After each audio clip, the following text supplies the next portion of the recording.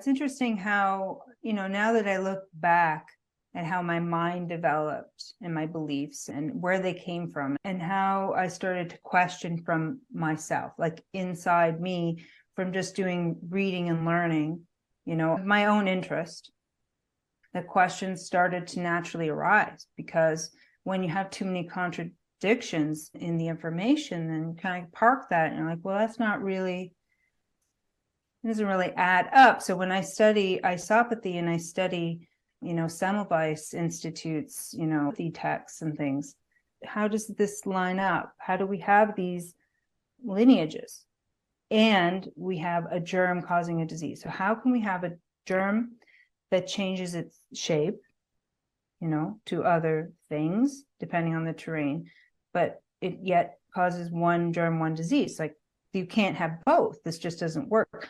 And in my mind, it was like that for a while, where they were both kind of true for a while. I was like, well, maybe there's something in there. It's the bargaining stage of all awakening. All awakening has a bargaining stage. And if you're at that, oh, it's both, then you're still in the bargaining stage, because you haven't seen it from all the layers yet. Yeah. And one is an electrical and one is a vibrational. And another one is from water. And if you want to understand how it's working, how the body is actually functioning. And so for me, my desire to know how the body was functioning kept leading me to this question again and again, where, finally I just made it a decision in my head. I have to study this virus topic. And I remember the moment I did. And I was saying to a friend of mine who was very sick, who had just been apparently diagnosed with like 8 different viruses. And I'm like, wait a second. What?